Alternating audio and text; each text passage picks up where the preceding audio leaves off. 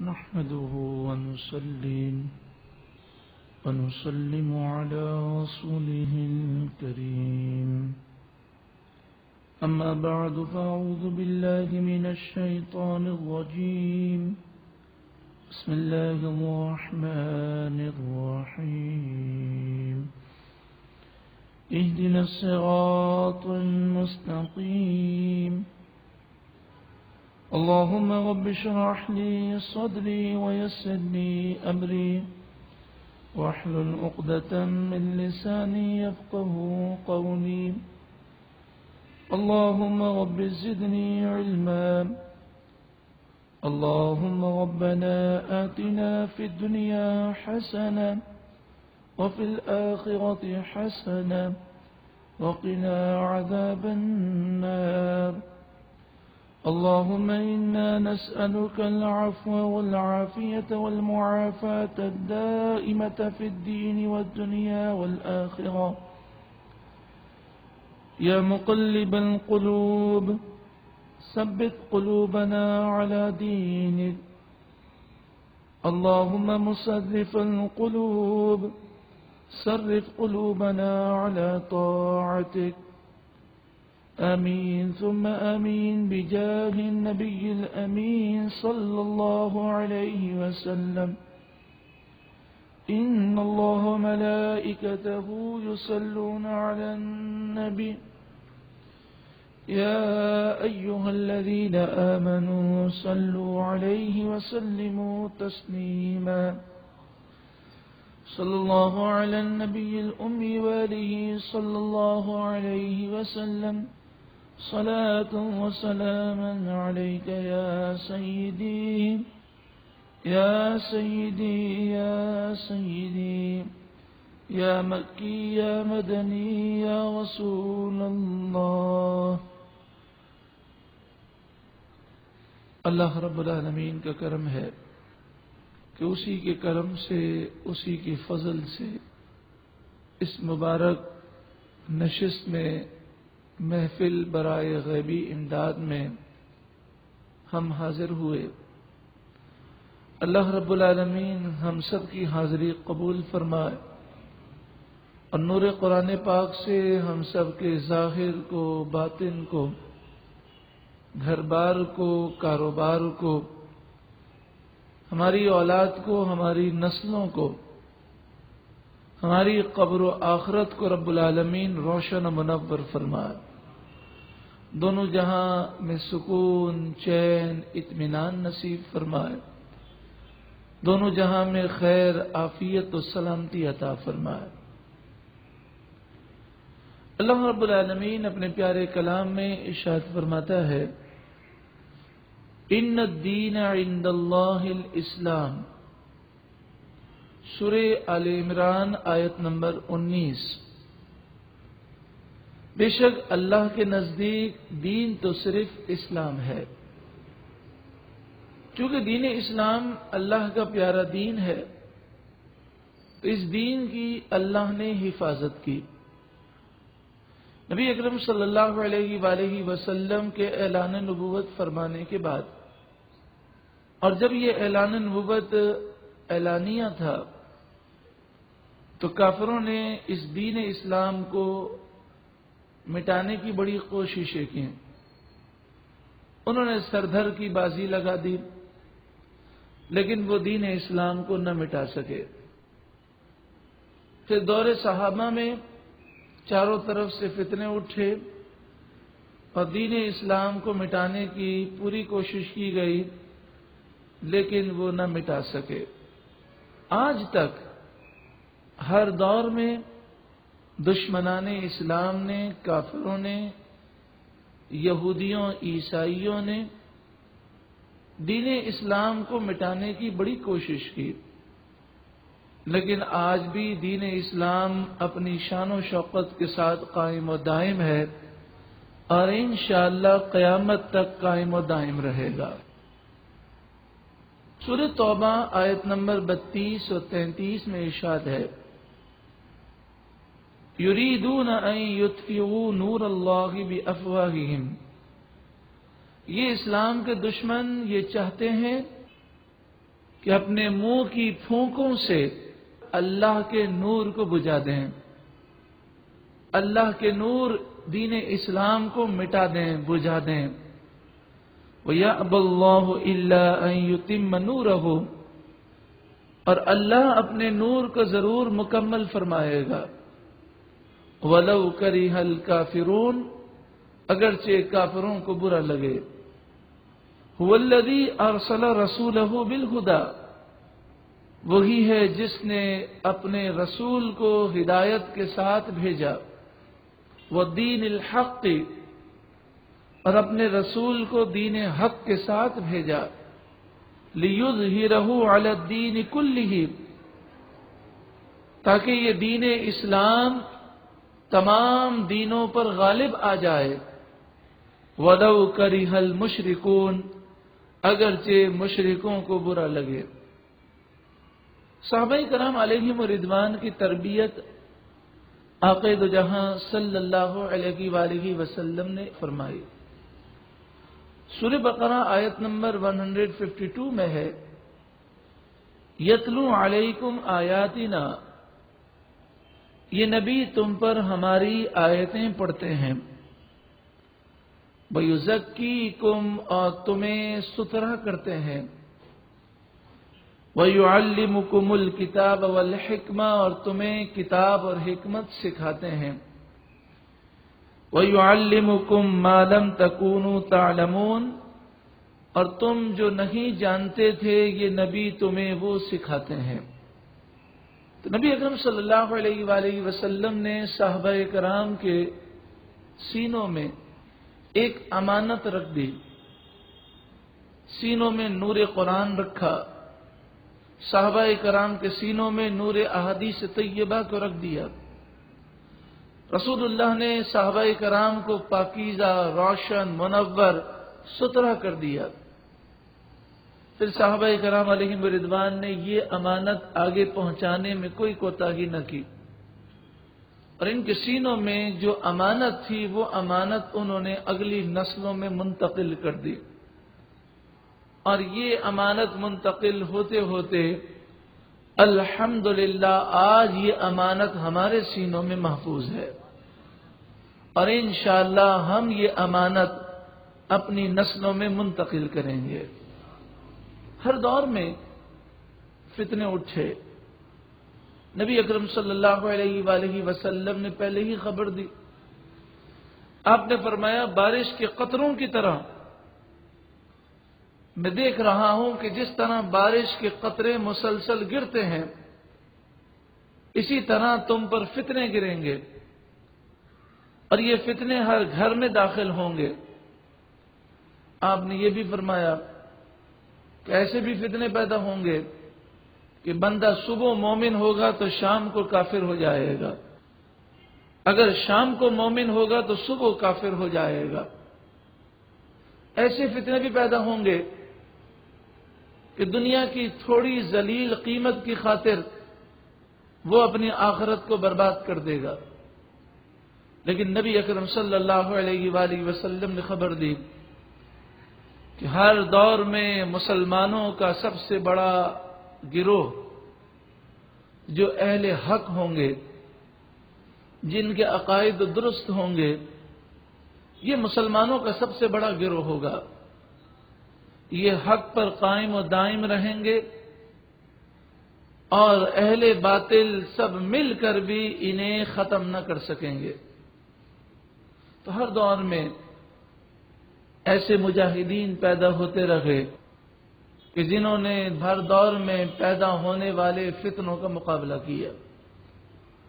سورۃ المائدہ آیت نمبر 54 میں ہے، یا ایھا الذین آمنوا، اے ایمان والوں، من یرتد منکم عن دینہ، جو کوئی تم میں سے اپنے دین سے پھر جائے، دین اسلام کو چھوڑ دے، تو وہ سن لے کہ اللہ کا دین کسی کا محتاج نہیں ہے۔ فَسَوْفَ يَأْتِ اللَّهُ بِقَوْمٍ يُحِبُّهُمْ وَيُحِبُّونَهُ، ان قریب اللہ تعالی ایسی قوم پیدا کرے گا کہ جن سے اللہ محبت کرے گا اور وہ اللہ سے محبت کریں گے. اذلۃ علی المؤمنین، یہ مومنوں کے سامنے نرم ہوں گے. اعزۃ علی الکافرین، اور کافروں پر سخت ہوں گے. یجاہدون فی سبیل اللہ، وہ اللہ کی راہ میں جہاد کریں گے. ولا یخافون لومۃ لائم، اور اس راہ میں کسی کی ملامت کی کوئی پرواہ نہیں کریں گے. کسی ملامت کرنے والے کی ملامت کا انہیں کوئی خوف نہیں ہوگا. ذالک فضل اللہ یؤتیہ من یشاء، یہ اللہ کا فضل ہے، اللہ جسے چاہتا ہے عطا فرماتا ہے. واللہ واسع علیم، اور اللہ وسعت والا، علم والا ہے. اس آیت کریمہ میں ان اللہ والوں کا ذکر ہے کہ جو دین اسلام کو پھیلانے کے لیے کوششیں کریں گے، جو کافروں پر، بدعقیدہ لوگوں پر، بد مذہبوں پر بڑے سخت ہوں گے، مومنوں کے لیے بڑے نرم ہوں گے. اور پھر لوگ انہیں ملامت کریں گے لیکن انہیں ان کی ملامت کی کوئی پرواہ نہ ہوگی. ہر دور میں ایسے اللہ والے پیدا ہوتے رہے. حضرت امام احمد بن حنبل کو بادشاہ وقت نے طلب کیا اور ایک فتویٰ طلب کیا. آپ نے صحیح مسئلہ بتا دیا. بادشاہ وقت نے کہا کہ آپ اپنے فتوے کو تبدیل کریں، یہ میں کہتا ہوں. تو حضرت امام احمد بن حنبل نے کہا کہ میری جان چلی جائے تو چلی جائے کہ میں اپنا یہ دیا ہوا فتویٰ تبدیل نہیں کروں گا، کیونکہ میں نے شریعت کے مطابق فتویٰ دیا ہے.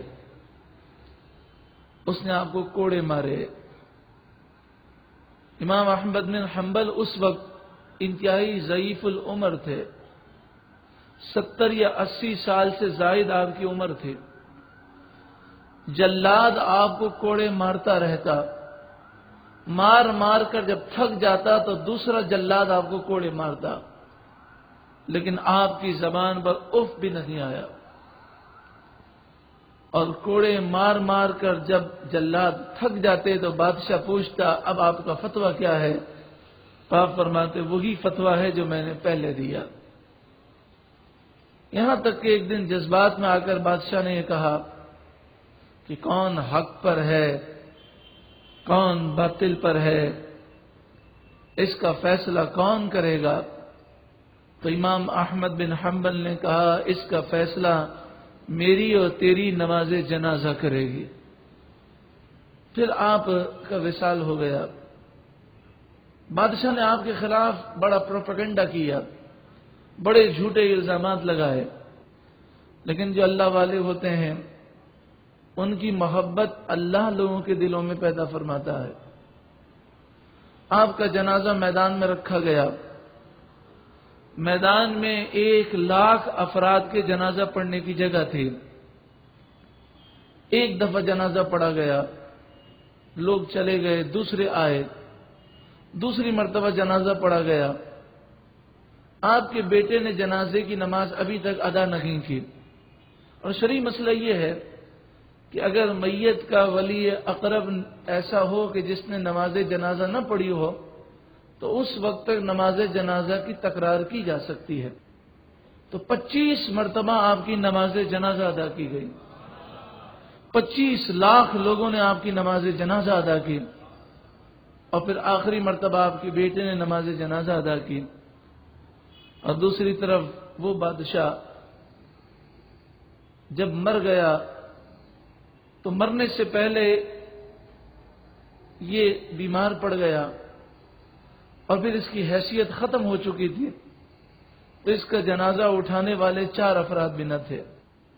آپ اس دور میں بھی دیکھ لیں نا، سلمان تاثیر کے لیے پورا میڈیا، امریکی میڈیا، یہودی میڈیا، عیسائی میڈیا، پاکستانی میڈیا لگا ہوا ہے سلمان تاثیر کی واہ واہ کرنے میں.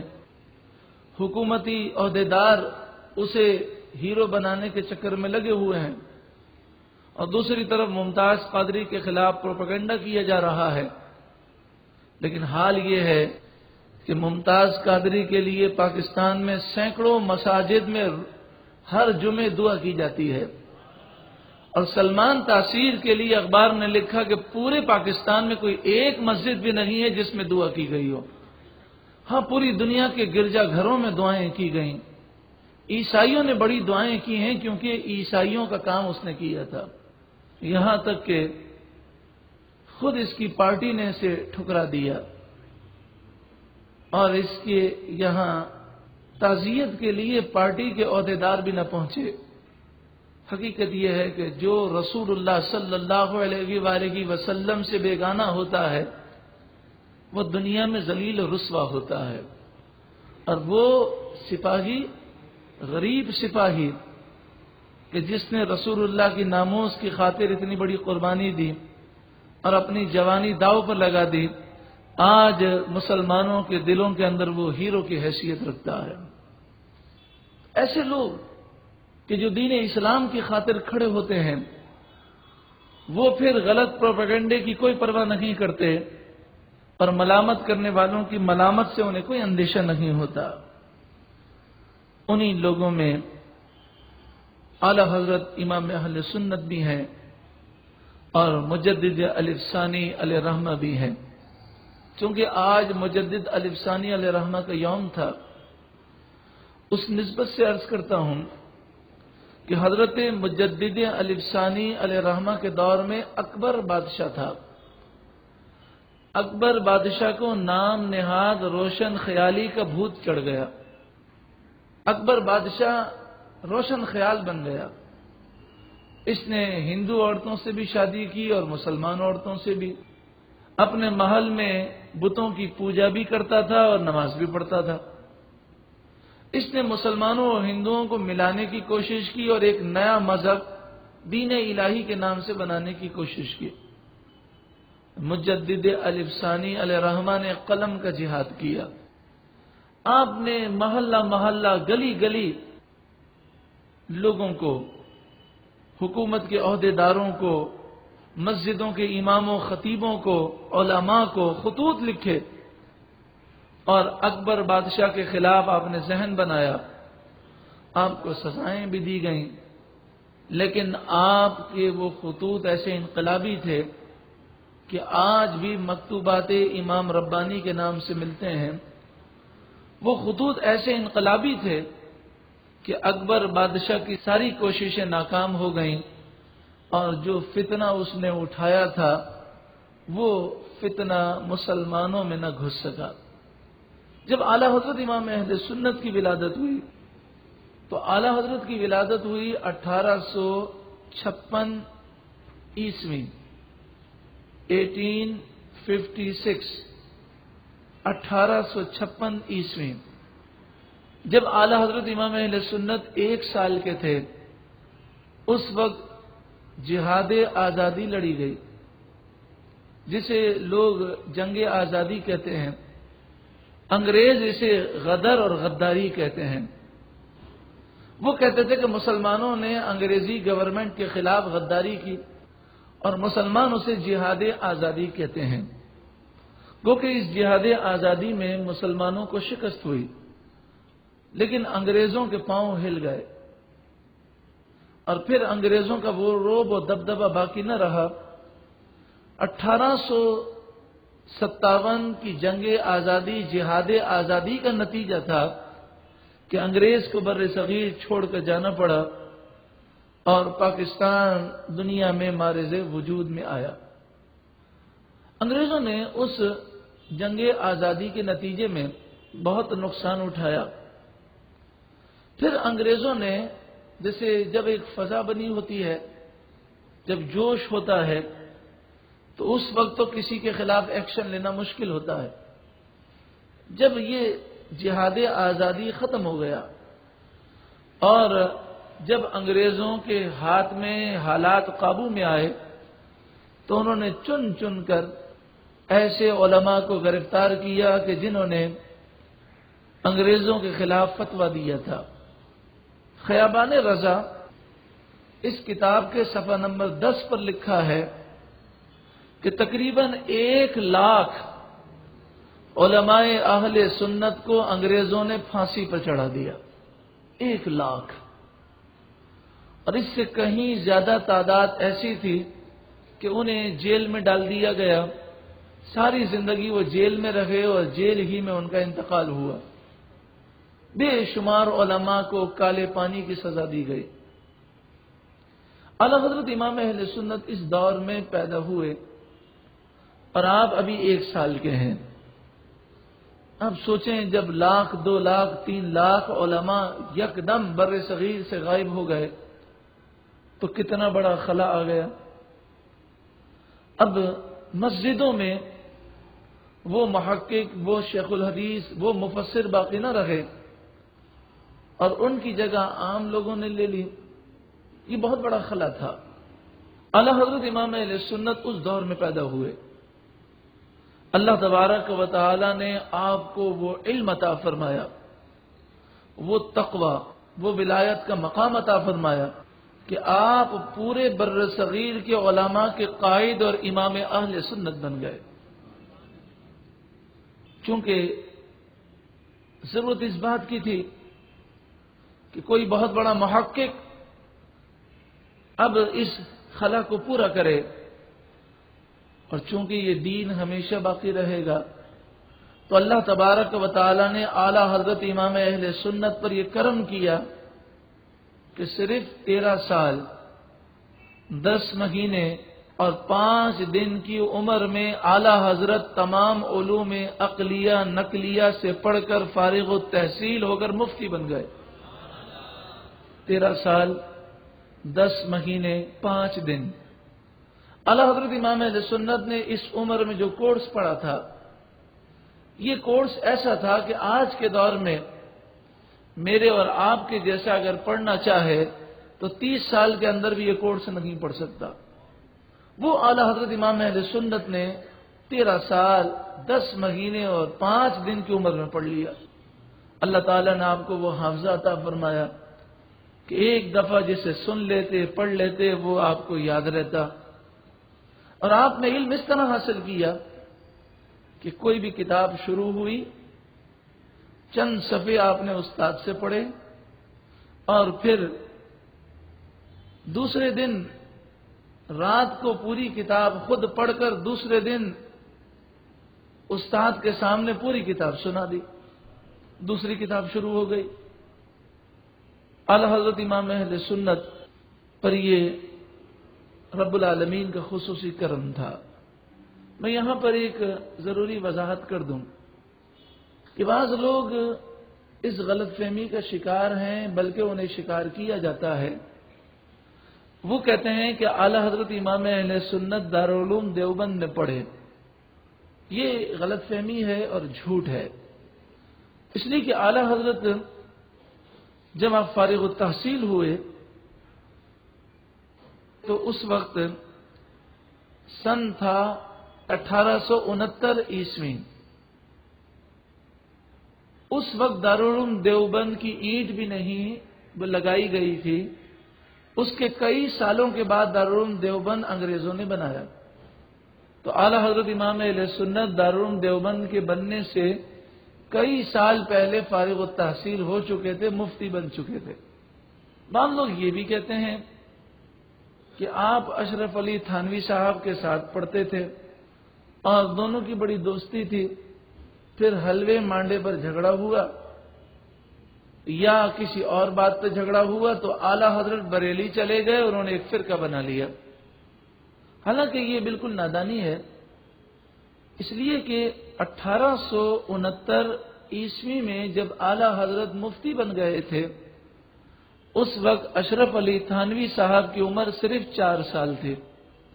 تو دونوں کے ایک ساتھ پڑھنا تو ممکن ہی نہیں ہے. اور اعلی حضرت امام اہل سنت کو فتویٰ لکھتے ہوئے، کتابیں لکھتے ہوئے 16 سال گزر گئے. تب جا کر اشرف علی تھانوی نے پڑھنا شروع کیا. اور جب اعلی حضرت کو فتویٰ لکھتے ہوئے 26 سال گزر گئے تب جا کر اشرف علی تھانوی فارغ التحصیل ہوئے۔ تو جب اشرف علی تھانوی فارغ ہوئے تو اعلیٰ حضرت اس وقت 26 سال سے فتویٰ لکھ رہے تھے اور 400 سے زائد اعلیٰ حضرت کتابیں لکھ چکے تھے۔ تو یہ وہی کہے گا جو تاریخ سے ناواقف ہے۔ بعض حضرات یہ بھی شوشہ چھوڑتے ہیں، جیسے البریلویہ کتاب میں یہ جھوٹ لکھا ہے۔ البریلویہ کتاب عربی میں شائع کی گئی اور اس میں جھوٹ یہ ہے کہ انہوں نے اعلیٰ حضرت کو بدنام کرنے کے لیے پورے عرب میں یہ جھوٹی کتاب سعودی ریال کے زور پر بانٹی ہے، لاکھوں کی تعداد میں مفت بانٹی ہے۔ اس میں جھوٹ اور جھوٹ ہی جھوٹ لکھا ہے۔ تو اس میں لکھا ہے کہ اعلیٰ حضرت کے اساتذہ جو ہے وہ قادیانی تھے، نعوذ باللہ من ذالک۔ اب دیکھیں کتنا بڑا جھوٹ ہے۔ اعلیٰ حضرت امام اہل سنت 1869 عیسوی میں فارغ التحصیل ہو گئے، مفتی بن گئے، اور مرزا غلام قادیانی نے نبوت کا دعویٰ کیا 1901 عیسوی میں۔ تو اعلیٰ حضرت اس کے نبوت کے دعویٰ کرنے سے 32 سال پہلے مفتی بن گئے۔ تو بتائیے جب قادیانیت کا وجود ہی نہیں تھا تو اعلیٰ حضرت کے اساتذہ قادیانی کیسے ہو سکتے ہیں؟ اور پھر جب 1901 میں مرزا غلام قادیانی نے نبوت کا دعویٰ کیا تو دیکھیں اس دور میں کئی علماء تھے، اور جو لوگ آج کل یا رسول اللہ کہنے کو منع کرتے ہیں ان کے پیشوا اس دور میں تھے، لیکن ہم پوچھتے ہیں کہ ان کے پیشواؤں نے قادیانیوں کے خلاف کوئی کتاب نہیں لکھی، اور اعلیٰ حضرت نے اس دور میں قادیانیوں کے خلاف 10 کتابیں لکھی۔ تو یہ کیسے ہو سکتا ہے؟ نہ اعلیٰ حضرت قادیانی تھے اور نہ ہی آپ کا کوئی استاد قادیانی تھا۔ اعلیٰ حضرت کے ایک استاد مرزا غلام قادر بیگ تھے، مرزا غلام قادر بیگ۔ تو وہ کہتے ہیں کہ یہ مرزا غلام قادیانی کا بھائی تھا، چونکہ البریلویہ کتاب عربی میں لکھی گئی اور عرب کے لوگوں کو اتنی معلومات تو ہے نہیں، وہ یہ سمجھتے ہیں کہ جس کے نام کے شروع میں مرزا آ جائے وہ قادیانی ہوگا، حالانکہ مرزا ایک خاندان کا سر نیم ہے، اس خاندان کے تمام لوگوں کے نام کے شروع میں مرزا آتا ہے۔ پاکستان کے ایک چیف آف آرمی اسٹاف تھے جن کے نام کے آگے مرزا آتا ہے، تو مرزا ہونا یہ قادیانی ہونے کی دلیل نہیں ہے۔ تو مرزا غلام قادر بیگ یہ آپ کے استاد تھے اور بریلی شریف میں تھے، صحیح العقیدہ اہل سنت و جماعت سے تعلق رکھتے تھے، اور اعلیٰ حضرت امام اہل سنت نے ان سے بھی چند کتابیں پڑھی تھیں۔ تو وہ مرزا غلام قادیانی کے نہ کوئی بھائی تھے اور نہ ہی وہ اس سے کوئی رشتہ رکھتے تھے۔ تو بات وہی ہے کہ اللہ والوں کو بدنام کرنے کے لیے جھوٹے الزامات لگائے جاتے ہیں۔ البریلویہ میں یہ بھی لکھا گیا کہ اعلیٰ حضرت امام اہل سنت اہل تشیع سے تعلق رکھتے تھے، حالانکہ اعلیٰ حضرت امام اہل سنت نے اہل تشیع کے رد میں کئی کتابیں لکھی ہیں، اور اعلیٰ حضرت جتنے اس مسئلے میں سخت ہیں، بر صغیر میں اس دور میں کوئی اور عالم آپ نہیں بتا سکتے جو ان مسائل میں اتنی سختی سے فتویٰ دینے والا ہو۔ اس دور میں جس دور میں اعلیٰ حضرت پیدا ہوئے، انگریزوں نے یہ دیکھ لیا کہ بر صغیر میں 98% مسلمان اہل سنت و جماعت سے تعلق رکھتے ہیں، اور انہوں نے اہل سنت و جماعت کے علماء کی بہت بڑی تعداد یوں سمجھیے کہ 80% یا 60% علماء اہل سنت کو انگریزوں نے شہید کروا دیا۔ تو اب انہوں نے دیکھا کہ خلا آ چکا ہے اور انہیں خطرہ تھا تو اہل سنت و جماعت سے خطرہ تھا، تو اس لیے انگریزوں نے اس دور کے اندر کئی فتنے پیدا کیے۔ مرزا غلام قادیانی انگریزوں کا ایجنٹ تھا، اس نے جھوٹی نبوت کا دعویٰ کیا۔ غلام پرویز اس نے حدیث کا انکار کیا اور کہنے لگا ہمارے لیے قرآن کافی ہے، ہمیں حدیث کی ضرورت نہیں۔ سر سید احمد خان انہوں نے جنت کا، جہنم کا، جنات کا، فرشتوں کا، سب کا انکار کیا اور ایک نیچری فرقہ پیدا کیا۔ اسی طرح صحابہ کرام کے گستاخ، اولیاء کے گستاخ، انبیاء کے گستاخ پیدا ہوئے اور شرک کی آڑ لے کر، شرک کا الزام لگا کر اور توحید کا دعویٰ وہ بلند کر کے انبیاء اور اولیاء کی شان میں گستاخی کرنے لگے۔ اس دور میں اعلی حضرت امام اہل سنت نے ان تمام فتنوں کا مقابلہ کیا اور جس قسم کا سوال آتا اعلی حضرت اس کا ایسا جواب دیتے کہ وہ فتنہ ہمیشہ کے لیے دم توڑ دیتا۔ مثلا آج کے دور میں میڈیا کے ذریعے، اخبارات کے ذریعے ایک سوال اٹھایا جاتا ہے، ہمارے علماء جواب دیتے ہیں، لیکن جواب دینے کے باوجود وہ سوال باقی رہتا ہے، کیونکہ اس جواب میں وہ تفصیل نہیں ہوتی جو اعلیٰ حضرت فرمایا کرتے تھے۔ اعلیٰ حضرت کے دور میں ایک فتنہ اٹھا اور وہ فتنہ یہ تھا کہ بعض لوگوں نے یہ فتنہ اٹھایا کہ رسول اللہ کو سید المرسلین نہیں کہنا چاہیے۔ وہ کہنے لگے کہ رسول اللہ اللہ کے رسول ضرور ہیں، مگر تمام نبیوں رسولوں سے افضل ہیں، یہ کہیں سے ثابت نہیں، اگر ثابت ہے تو دلیل دو۔ اعلی حضرت امام اہل سنت کے دور میں جتنے بھی علماء پریشان ہوتے تو وہ اعلی حضرت کو خط لکھ دیتے اور اعلی حضرت اپنے آرام کو ترک کر کے آپ صرف پورے دن میں 1.5 گھنٹہ آرام فرماتے، 2 گھنٹے 1.5 گھنٹے یہ آپ کا معمول تھا، اور پورے دن میں 1 مرتبہ کھانا کھاتے، وہ بھی چند لقمے، اور آپ اس جواب کو بڑی تفصیل سے لکھتے۔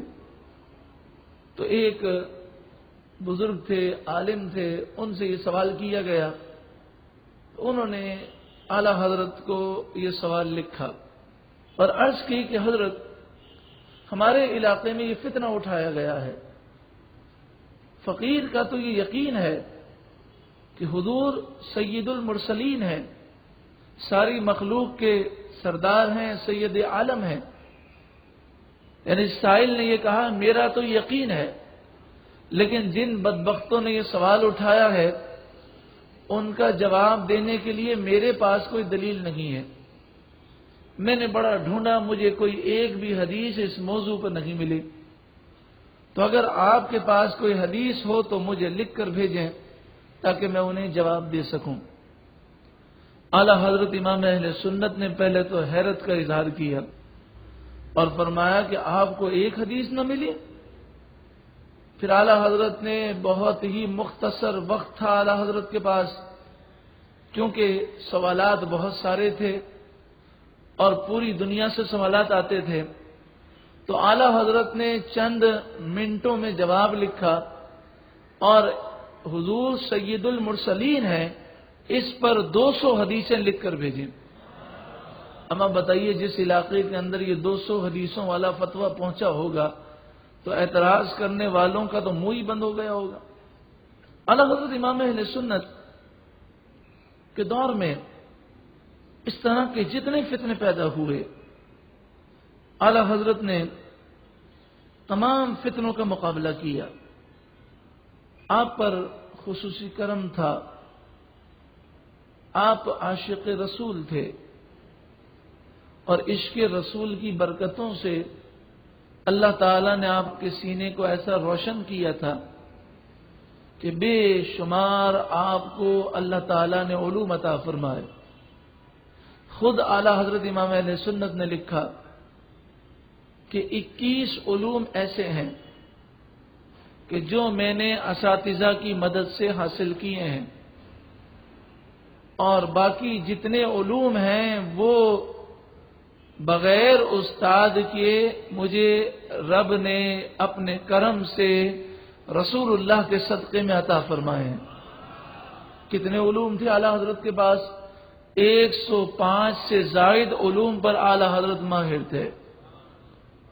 اعلی حضرت کی تحریرات کو سمجھنے کے لیے 105 علوم پر مہارت چاہیے، اس لیے جب اعلی حضرت کے فتاوے کو پڑھا جاتا ہے تو بس اوقات انسان کسی مرحلے پر آ کر پریشان ہو جاتا ہے، کیونکہ اعلیٰ حضرت جن علوم میں کلام کرتے ہیں اگر ان علوم کو سمجھنے والا ہو تو وہ ان مسائل کو سمجھ سکتا ہے۔ اعلیٰ حضرت امام اہل سنت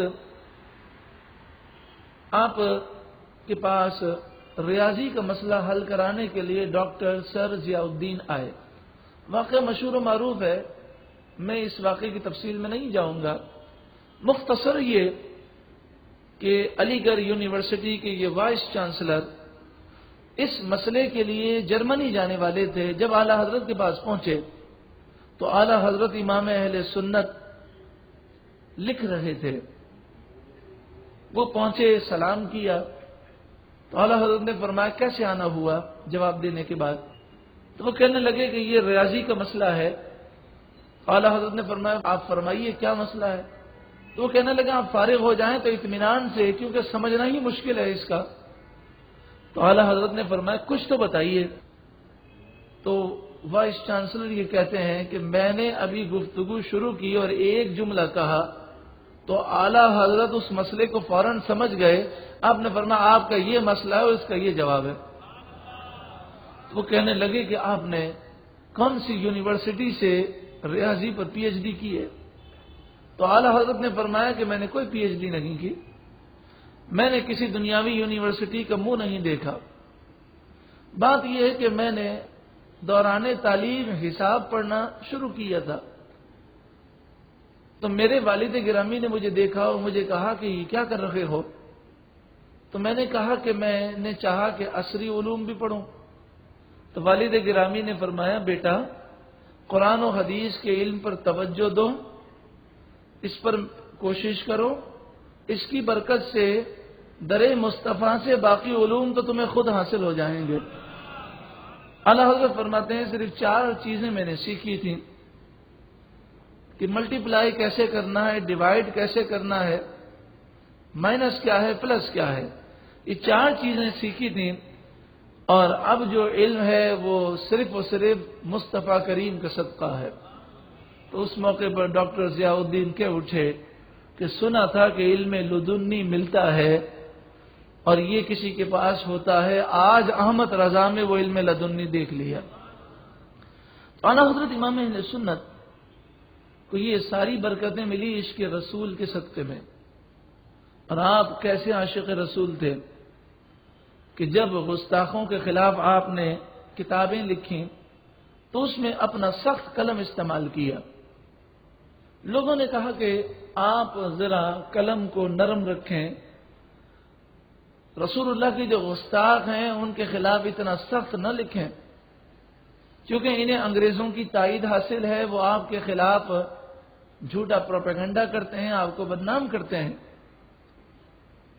آپ کی عزت کو اچھالتے ہیں، آپ پر جھوٹے الزامات لگاتے ہیں۔ تو آپ نے فرمایا کہ میں سخت قلم سے اسی لیے لکھتا ہوں، ان کے لیے سخت الفاظ اسی لیے لکھتا ہوں کہ وہ میرے نبی کی گستاخی چھوڑ دیں اور مجھے گالیاں دیں، میری عزت کو اچھالیں، میرے خلاف کتابیں لکھیں۔ میری عزت کی کیا حیثیت ہے؟ میری عزت تو حضور کی ناموس پر قربان ہے۔ یعنی گویا کہ اعلیٰ حضرت جو اشعار میں کہتے ہیں وہی آپ کی عملی جو تصویر تھی۔ آپ کروں تیرے نام پہ جاں فدا، نہ بس ایک جہاں 2 جہاں فدا، 2 جہاں سے بھی نہیں جی بھرا، کروں کیا کروڑوں جہاں نہیں۔ انہیں جانا انہیں مانا، نہ رکھا غیر سے کام، للہ الحمد میں دنیا سے مسلمان گیا۔ نبی سے ہو جو بیگانہ، اسے دل سے جدا کر دے، پدر مادر برادر جان و مال سب ان پر فدا کر دے۔ تو اعلیٰ حضرت اس کی عملی تصویر تھے، اور جو رسول اللہ پر سب کچھ اپنا فدا کرتا ہے تو اس پر خصوصی کرم کی بارشیں ہوتی ہیں۔ اعلیٰ حضرت امام اہل سنت نے جو فتاوے لکھے ہیں، کسی بھی سوال کو لیجئے تو اعلیٰ حضرت امام اہل سنت سوال کا جواب دیتے ہیں، بندہ اسے پڑھتا ہے تو جھوم جاتا ہے۔ چونکہ وقت مختصر ہے تو ایک یا دو سوالات آپ کے سامنے پیش کیے جاتے ہیں۔ 6 شوال المکرم 1339 ہجری میں آپ سے ایک سوال کیا محمد صاحب داد خان نے۔ یہ سوال و جواب فتاوی رضیہ شریف جدید جلد نمبر 29 صفحہ نمبر 546 پر ہے۔ میں سوال اور جواب پڑھوں گا اور اس پر میں کوئی تبصرہ نہیں کروں گا، آپ توجہ سے سنیے گا، اعلی حضرت کی زبان کو ہم سمجھنے کی کوشش کریں۔ کیا فرماتے ہیں علماء دین اس مسئلے میں کہ قادیانی کہتے ہیں حضرت عیسیٰ علیہ السلام زندہ آسمان پر نہیں گئے بلکہ اپنی موت مرے۔ زندہ آسمان پر جانا نہ قرآن سے ثابت ہے نہ حدیث شریف سے، کیونکہ اس میں حضرت رسول مقبول محمد مصطفیٰ صلی اللہ علیہ وآلہ وسلم کی شان پاک گھٹتی ہے، کیونکہ حضور دونوں عالم سے افضل و اعلیٰ ہو کر وفات پائیں اور زمین کے نیچے رہیں اور حضرت عیسیٰ آسمان پر چلے جائیں، یہ ممکن نہیں۔ اس خرافات کا کیا جواب ہے؟ بینو تو ضرور۔ یہ سائل نے سوال کیا کہ قادیانی یہ کہتے ہیں کہ عیسیٰ علیہ السلام زندہ آسمان پر نہیں اٹھائے گئے، اور قادیانی اس گمراہ کن بات کو اس طرح پیش کرتے ہیں کہ اگر یہ مان لیا جائے تو اس سے حضور کی توہین ہوتی ہے کہ حضور سب سے افضل ہیں، لیکن آپ کی وفات ہوئی اور آپ زمین کے اندر جلوہ افروز ہیں اور عیسیٰ علیہ السلام اوپر آسمان میں چلے گئے۔ یہ سوال کیا گیا۔ اعلی حضرت کا جواب آپ سماعت کیجیے۔ الجواب: قادیانی مکاروں کا فریب ہے۔ قادیانی مکاروں کا فریب ہے کہ مرزا کے سری کفر اور انبیاء علیہم الصلاۃ والسلام خصوصاً سیدنا عیسیٰ علیہ الصلاۃ والسلام کو جو اس نے سڑی سڑی گالیاں دی ہیں چھپاتے ہیں اور مسئلہ حیات و موت سیدنا عیسیٰ علیہ الصلاۃ والسلام میں بحث کرتے ہیں، جس کے ماننے نہ ماننے پر کچھ اسلام و کفر کا مدار نہیں۔ جمہور ائمہ کرام کا مذہب یہی ہے کہ سیدنا عیسیٰ علیہ الصلاۃ والسلام نے ابھی انتقال نہ فرمایا، قریب قیامت نزول فرمائیں گے، دجال کو قتل کریں گے، برسوں رہ کر انتقال فرمائیں گے۔ روضائے پاک حضور سید عالم صلی اللہ علیہ وآلہ وسلم میں ایک مزار کی جگہ خالی ہے، وہاں دفن ہوں گے۔ اس کا وہ جاہلانہ احمقانہ خیال تو یہیں سے دفع ہو گیا، اور فقط آسمان پر ہونا اگر موجب فضل ہو۔ میں یہاں تھوڑی دیر کے لیے رکتا ہوں۔ اعلی حضرت امام اہل سنت نے جو جواب کا انداز اختیار کیا وہ کیا اختیار کیا؟ اعلی حضرت نے فرمایا کہ قادیانی مرزا غلام قادیانی نے جو انبیاء کی گستاخیاں کی ہیں، قادیانی ان گستاخیوں کو چھپانے کے لیے یہ مسئلہ اٹھاتے ہیں، جس طرح لوگ میلاد کا انگوٹھے چومنے کا مسئلہ اٹھاتے ہیں، کیونکہ ان کے بزرگوں نے رسول اللہ کی بڑی گستاخیاں کی ہیں، تو وہ گستاخیاں چھپانے کے لیے وہ اس مسئلے کو اٹھاتے ہیں۔ تو آپ نے پہلے تو یہ کہا، اب اعلی حضرت اس کا جواب دے رہے ہیں کہ اگر حضور صلی اللہ علیہ وآلہ وسلم کے بارے میں جو ہمارا تصور ہے اور عقیدہ ہے اور بالکل درست ہے کہ آپ مزار اقدس کے اندر جلوہ افروز ہیں، عیسیٰ علیہ السلام آسمانوں میں ہیں، تو کیا اوپر ہونے سے عیسیٰ علیہ السلام افضل ہو جائیں گے؟ اس کا جواب اعلی حضرت دے رہے ہیں، سنیے۔ اور فقط آسمان پر ہونا اگر موجب فضل ہو تو فرشتوں کو تو آسمان پر مانے گا. قال تعالی وَكَمْ مِن مَلَكٍ فِي السَّمَاوَاتِ، اللہ فرماتا ہے آسمانوں میں بہت سے فرشتے ہیں. خود حضور اقدس صلی اللہ علیہ وآلہ وسلم کو دونوں عالم سے افضل کہہ رہا ہے، کیا ملائکہ سے افضل نہ مانے گا؟ یا حضور کے وفات پا کر زمین پر رہنے اور ملائکہ کے آسمان پر ہونے سے معاذ اللہ شان اقدس کا گھٹنا جانے گا؟ یعنی اعلیٰ حضرت فرما رہے ہیں کہ فرشتے آسمانوں پر ہیں، حضور زمین میں ہیں، تو کیا فرشتے حضور سے افضل ہو گئے؟ اور فرشتے بھی نہ صحیح، چاند سورج ستارے تو آسمان پر ہیں، حالانکہ حضور اقدس کی خاک پاؤں مبارک میں لگنے والی مٹی چاند ستارے سورج سے بھی افضل و اعلیٰ ہے. اور یہ تو کس سے کہا جائے کہ زمین آسمان سے افضل ہے؟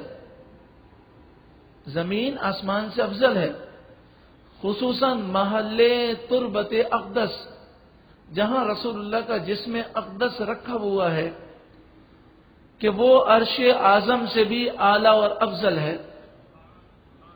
اندھوں نے جہت میں اوپر نیچے دیکھ لیا اور یہ نہ جانا کہ دل تمام اعضاء کا سلطان اور سب سے افضل ہے، اگرچہ بہت اعضاء اس سے اوپر ہیں. تو دل تو افضل ہے، بہت سے اعضاء اس سے اوپر ہیں. یہ اعلیٰ حضرت امام اہل سنت نے سوال کا جواب بھی دیا، اور اس سے آپ اندازہ بھی کر سکتے ہیں کہ قادیانی مذہب سے اعلیٰ حضرت کو کتنی نفرت تھی.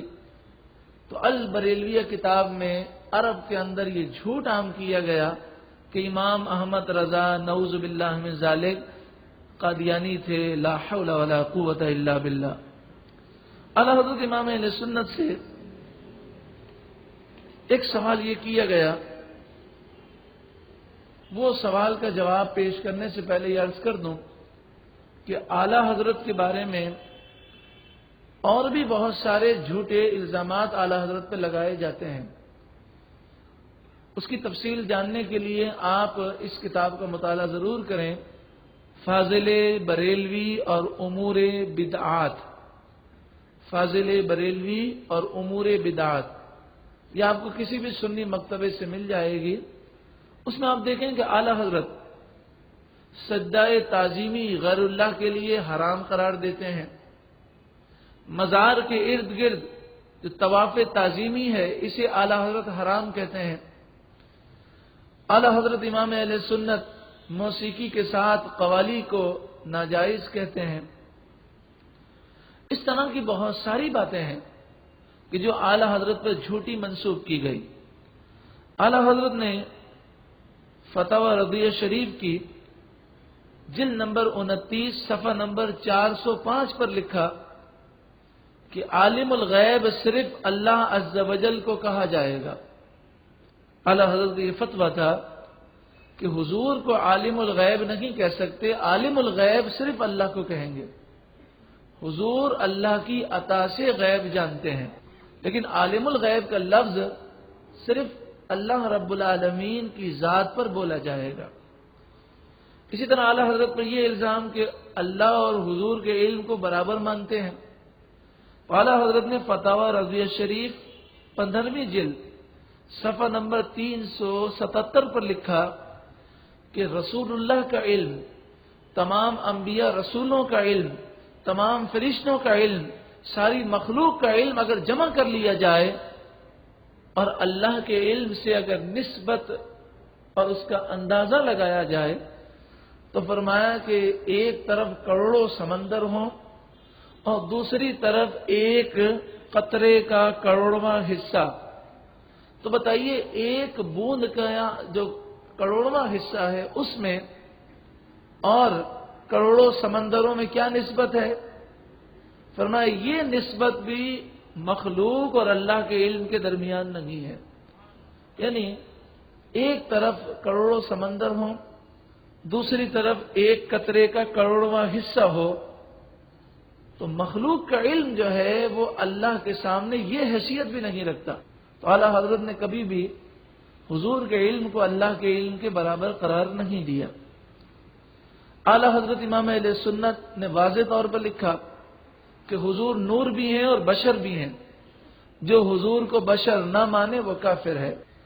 آپ نے کہیں یہ نہیں لکھا کہ حضور جو ہیں اللہ کے اذن کے بغیر کچھ اختیار رکھتے ہیں، جگہ جگہ یہ لکھا کہ حضور کو جو طاقت ہے وہ اللہ کے اذن سے ہے، باذن اللہ ہے۔ اعلیٰ حضرت امام اہل سنت سے سوال کیا گیا کہ اسلام کی ترقی کے لیے، اہل سنت و جماعت کے عروج کے لیے کیا ہونا چاہیے؟ تو فتاوی رضویہ شریف کی 12ویں جلد جو کہ قدیم ہے، صفحہ نمبر 132 پر اعلیٰ حضرت فرماتے ہیں، خالص اہل سنت کی ایک قوت اجتماعی کی ضرورت ہے، مگر اس کے لیے 3 چیزوں کی سخت حاجت ہے۔ نمبر 1 علماء کا اتفاق، نمبر 2 تحمل شاق قدر بالطاق، نمبر 3 امراء کا اتفاق لوجہ الخلاق۔ یعنی فرماتے ہیں پہلے تو یہ کہ علماء متفق ہوں، نمبر 2 یہ کہ وہ خوب محنت کریں، نمبر 3 جو مالدار ہیں وہ اللہ کی رضا کے لیے وہ مل کر دین کی خدمت کریں اور اپنا مال خرچ کریں۔ پھر فرماتے ہیں یہاں یہ سب مفقود ہیں، فَإِنَّا لِلَّهِ وَإِنَّا إِلَيْهِ رَاجِعُونَ۔ ہمارے اغنیاء مالدار نام چاہتے ہیں، معصیت گناہ میں بلکہ سری ضلالت و گمراہی میں ہزاروں لاکھوں اڑا دیں، خزانوں کا منہ کھول دیں، لیکن دین کے معاملے میں پیسہ خرچ کرنے میں ان کی جان جاتی ہے۔ اول تو تائید دین و مذہب جن کا نام لیے گھبرائیں گے، میاں یہ ان مولویوں کے جھگڑے ہیں، اور شرما شرمی خفیف و ذلیل چندہ بھی مقرر کیا تو جب تک سر پر سوار رہو دیں گے، بلکہ تقاضا کیجئے تو بگڑیں اور ڈھیل دیجئے تو سو رہیں۔ آگے فرماتے ہیں بڑی کمی عمراء کی بے توجہی اور روپے کی ناداری ہے۔ یعنی اسلام کی ترقی کے لیے 2 چیزیں ضروری ہیں کہ جو مالدار لوگ ہیں وہ اس طرف توجہ کریں اور روپے کی جو تنگی ہے وہ دور ہو۔ حدیث کا ارشاد صادق آیا کہ وہ زمانہ آنے والا ہے کہ دین کا کام بھی بے روپے کے نہ چلے گا۔ اس حدیث کو پھر سنیں، اعلیٰ حضرت فرماتے ہیں حدیث کا ارشاد صادق آیا کہ وہ زمانہ آنے والا ہے کہ دین کا کام بھی بے روپے کے نہ چلے گا۔ آگے اعلیٰ حضرت فرماتے ہیں روپیہ وافر ہو تو ممکن کہ یہ سب شکایات رفع ہوں۔ یعنی اگر ہمارے اور عمراء اپنے مال کو خرچ کریں اور دین اسلام کی ترقی کے لیے اپنے خزانوں کا منہ کھول دیں تو پھر سارے مسائل حل ہو سکتے ہیں۔ اعلیٰ حضرت فرماتے ہیں سب سے پہلے عظیم الشان مدارس کھولے جائیں، باقاعدہ تعلیمیں ہوں۔ نمبر 2 طلباء کو وظائف ملیں کہ وہ ان مدارس کی طرف دلچسپی سے آئیں۔ نمبر 3 پڑھانے والوں کی تنخواہیں ان کی کارکردگی کے مطابق اچھی ہونی چاہیے۔ نمبر 4 طلباء کی طبیعتوں کی پہچان کی جائے اور جو طالب علم میں جو صلاحیت پائی جائے اسے اسی کام میں لگایا جائے۔ ان طلباء میں کچھ مدرس بنے، کچھ واعظین، کچھ مصنفین، کچھ مناظرین۔ پھر تصنیف و مناظرے میں بھی مختلف اقسام ہوں، کوئی کسی فن پر، کوئی کسی پر۔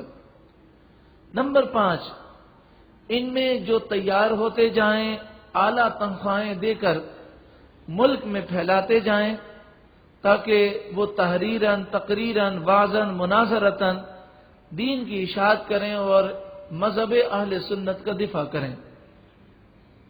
چھٹی بات فرماتے ہیں کہ پھر مذہب اہل سنت کے دفاع میں اور بد مذہبوں کے رد میں مفید کتابیں اور رسائل مصنفوں کو نذرانے دے کر لکھوائی جائیں اور انہیں چھاپ کر ملک میں تقسیم کیا جائے۔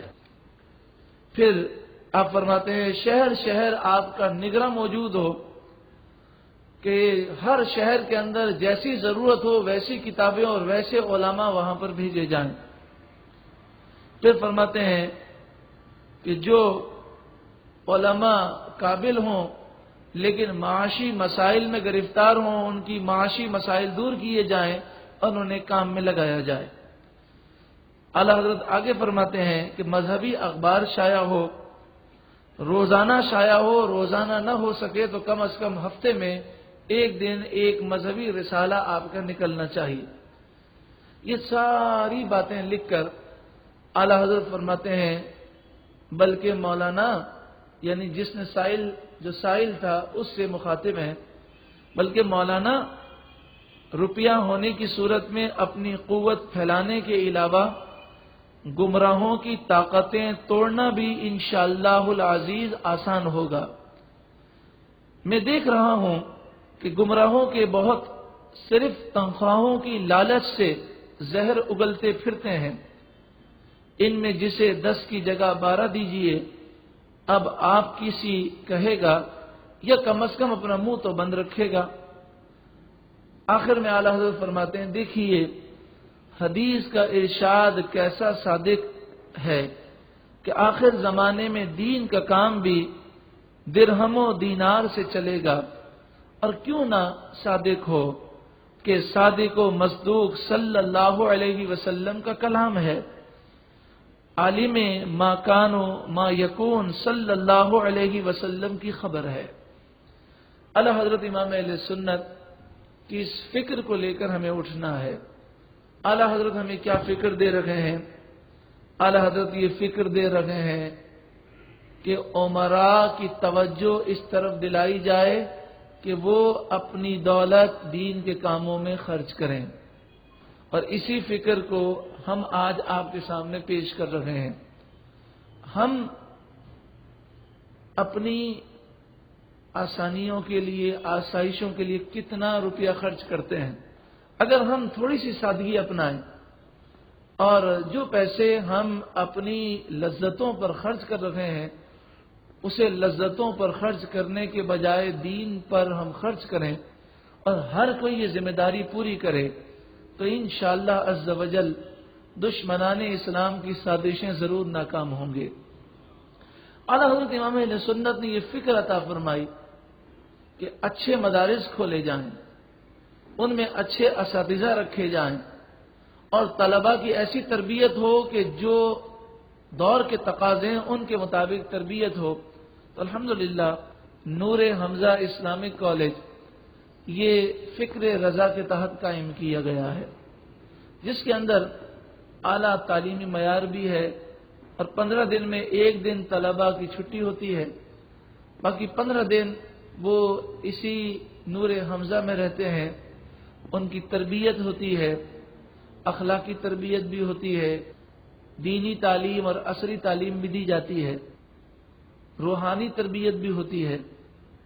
مگر یہاں پر یہ بات آپ سمجھ لیں کہ ان طلباء سے فیس لی جاتی ہے، مگر جتنی فیس لی جاتی ہے اس سے کئی گنا زیادہ خرچہ ان طلباء پر کیا جاتا ہے تاکہ ایک معیاری وہ طلباء الحمدللہ ہمارے سامنے آئیں۔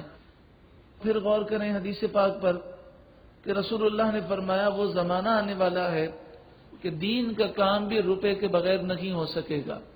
مہنگائی کا دور ہے، اور اس مہنگائی کے دور کے اندر اپنے گھر کو چلانا کتنا مشکل ہوتا ہے، تو آپ بتائیے کہ کسی ادارے کو چلانا کتنا مشکل ہے۔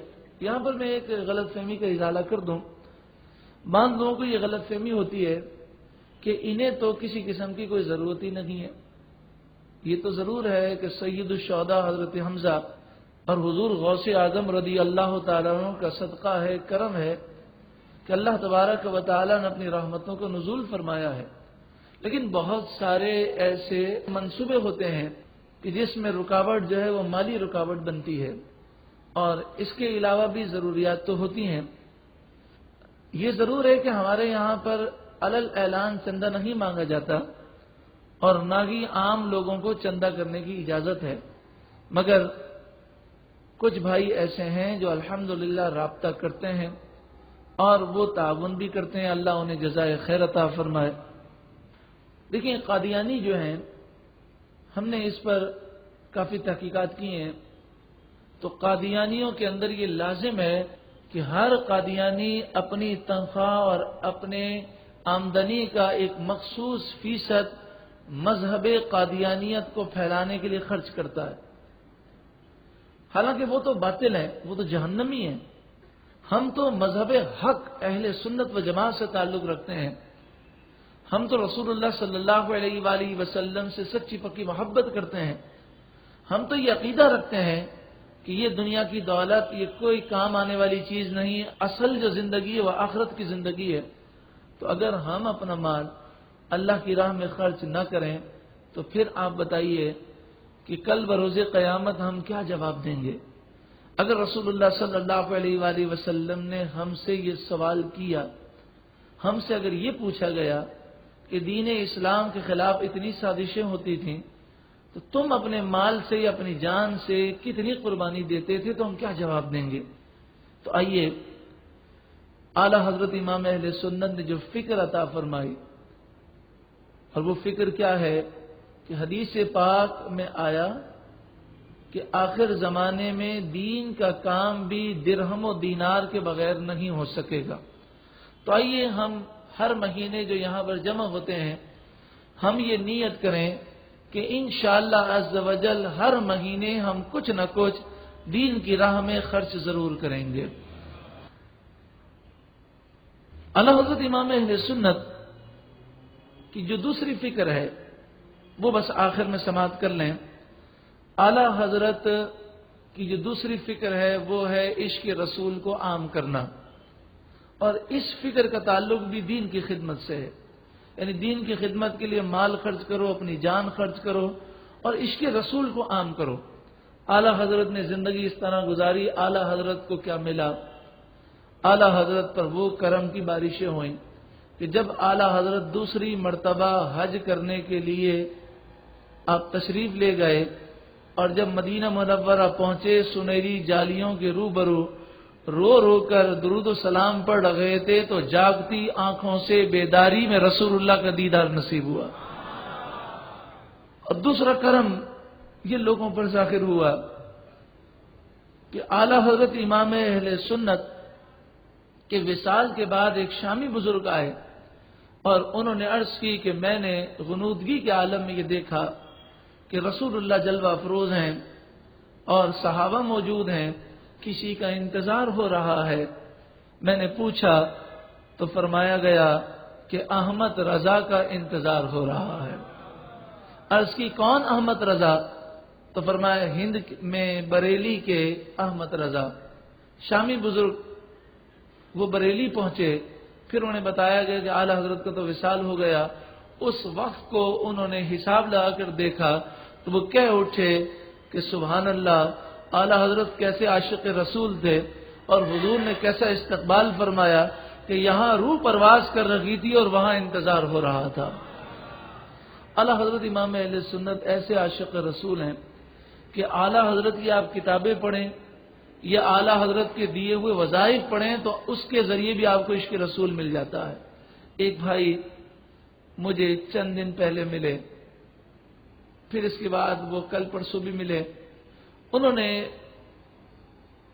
یہ بات بتائی کہ الحمدللہ مجھے غوث اعظم امام حسن، امام حسین، حضرت علی، حضرت ابوبکر صدیق رضی اللہ تعالیٰ عنہ، حضرت فاروق اعظم کی زیارتیں نصیب ہوئیں۔ پھر انہوں نے کہا کہ مجھے پیارے آقا صلی اللہ علیہ وآلہ وسلم کی بھی زیارت کئی مرتبہ خواب میں نصیب ہوئی۔ وہاں پر انہوں نے، چونکہ یہ بڑے نیک آدمی ہیں، تو انہوں نے یہ وعدہ لیا ہے کہ آپ میرا نام کسی کو بتائیں گے نہیں، اور یہ مجھے یہ ساری باتیں ہرگز نہ بتاتے، لیکن مسئلہ یہ تھا کہ انہیں ایک پیغام پہنچانا تھا۔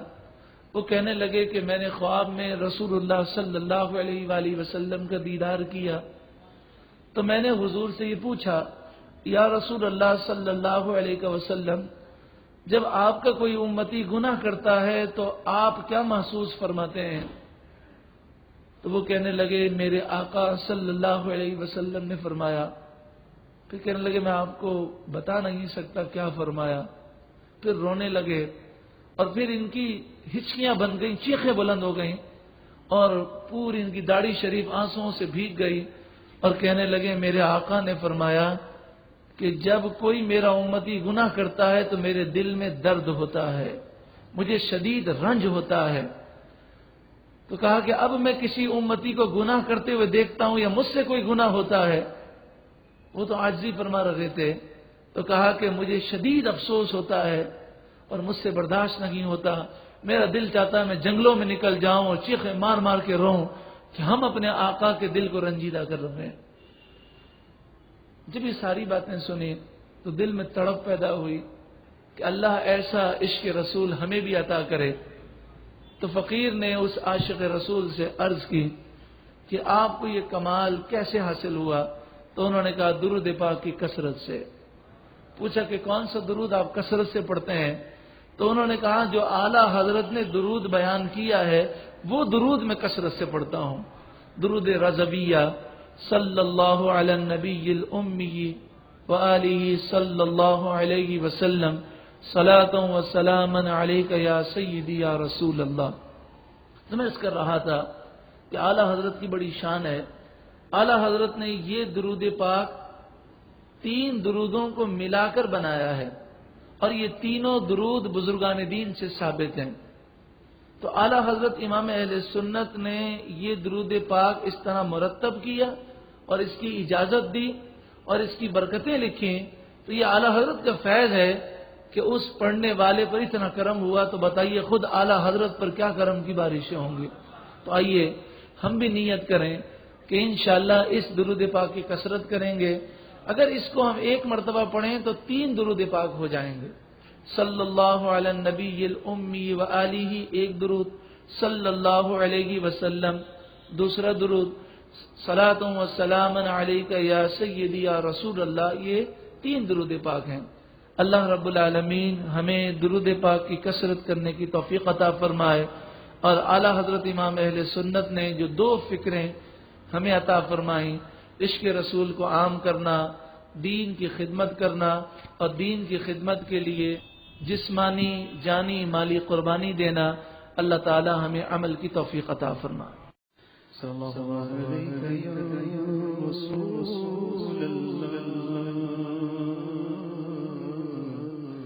وسلم علیک یا حبیب اللہ، صلی اللہ علیک یا رسول اللہ وسلم علیک یا حبیب اللہ۔ بلند آواز سے اللہم صلی علی سیدنا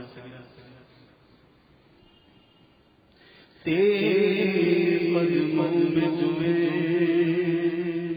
غیر کیا دیکھے،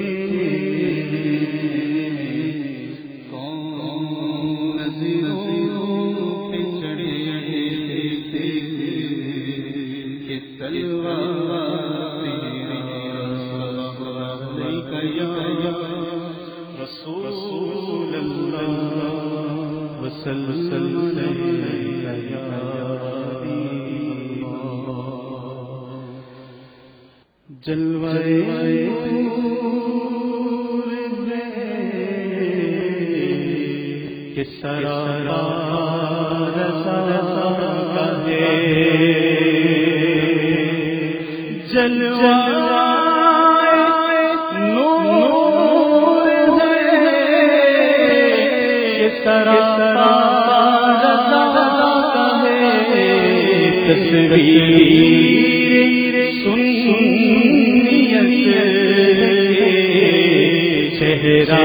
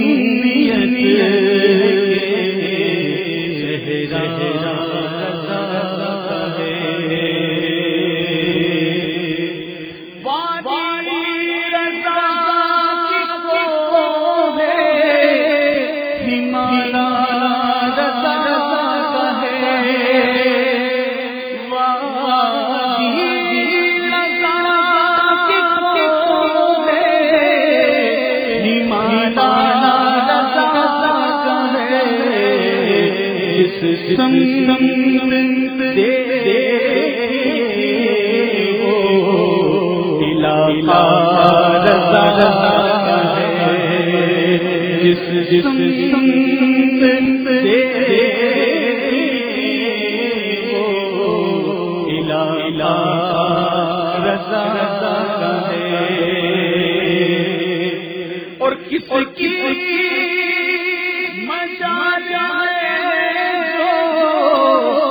نظر بھی اٹھا سکے، کس کی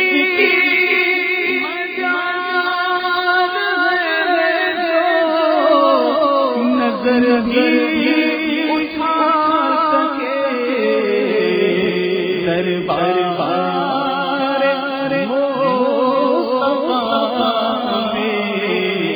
ٹھکانہ رضا رضا ہے، دربار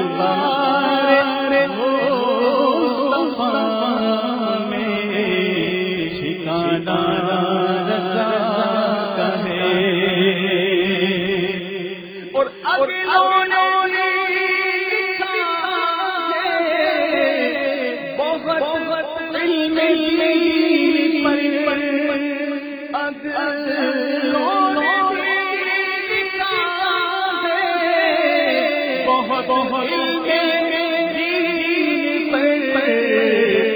جو کچھ ہے اس صدی میں وہ تنہا رضا رضا ہے، جو کچھ ہے اس صدی میں وہ تنہا رضا ہے،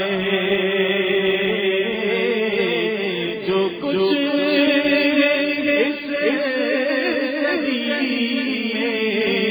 وہ تنہا رضا ہے، اور اس دور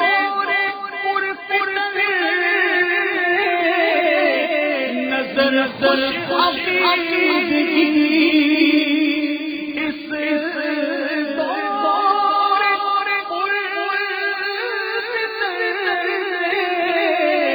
نظر خوش خوشی سرکار کا کرم ہے، وسیلہ رضا ہے، سرکار کا کرم ہے، وسیلہ رضا ہے، اس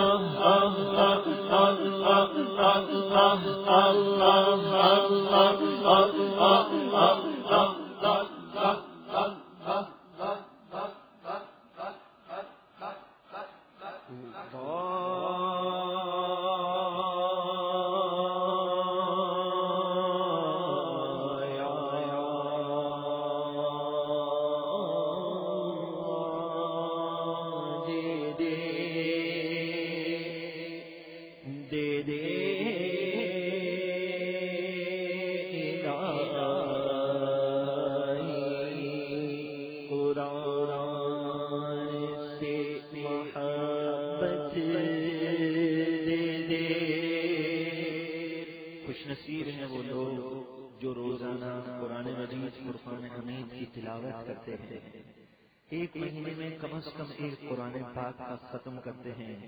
کیا رحمتیں برستی ہیں ان گھر والوں پر جس گھر میں قرآن کی تلاوت کی جائے. دعا فرمائے اللہ تعالی ہم سب کو یہ ذوق اور شوق دے کہ درود پاک کے ٹوکن اور قرآن پاک کے ٹوکن محبت سے حاصل کرنے والے ہیں.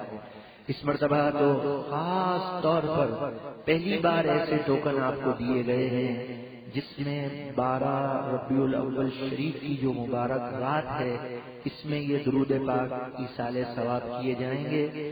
روزانہ 1200 بار درود پاک پڑھیں تو یہ ہدف پورا ہوگا۔ ان ٹوکنوں کی نسبت سرکار مدینہ علیہ الصلوۃ والسلام کے درودوں سے ہے۔ اسے لے جا کر محبت سے پڑھیے اور عظمتوں والی رات انشاءاللہ اسی مقام پر رات 11 بجے قصیدہ برد شریف کی مکمل تلاوت ہوگی۔ 12 بجے انشاءاللہ صلاۃ و تسبیح کی جماعت رات کو قائم کی جائے گی۔ اللہ تبارک و تعالی اس عظمتوں والی رات کی برکتیں عطا فرمائے۔ اب قرآن مجید فرقان حمید کی صورتوں کی تلاوت سے پہلے اتنا ضرور سماعت کر لیجیے کہ جب آپ دعا مانگیں تو یہ دعا شامل کر لیں کہ آج بہت اہم ترین 2 پوسٹر تقسیم کیے جا رہے ہیں، شیطان، وسوسے اور ان کا علاج اور غلط فہمی کا ازالہ۔ یہ بہت اہمیت کے حامل ہیں، آپ دعا میں شامل کر لیں کہ اللہ ہمیں ایسی قوت دے کہ ان پوسٹروں کو ہم زیادہ سے زیادہ عام کرنے میں کامیاب ہو جائیں۔ تمام بھائی ایک مرتبہ سورہ اخلاص پڑھ لیجیے، قل هو اللہ احد۔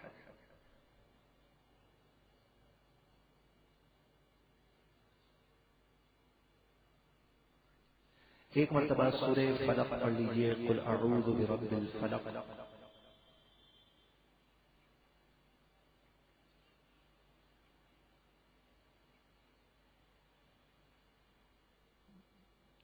ایک مرتبہ سورہ ناس پڑھ لیجیے۔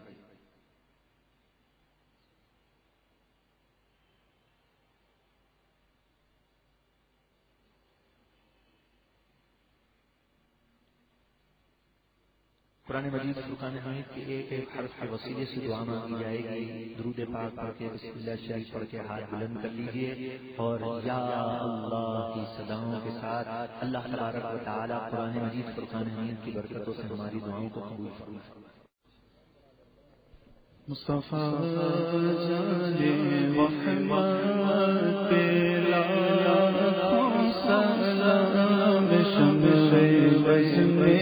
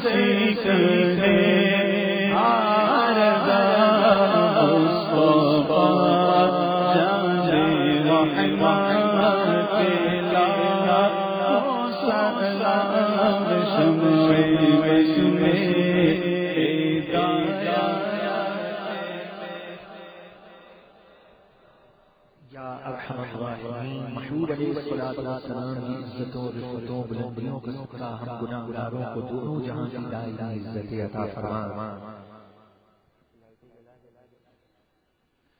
محبوب علیہ الصلوۃ والسلام کے طفیل اے کریم پروردگار، دین کا ہم سب کو سچا جذبہ عطا فرما۔ وصلی اللہ تعالی علی خیر خلق محمد و آلہ و صحبہ اجمعین برحمتک یا ارحم الراحمین۔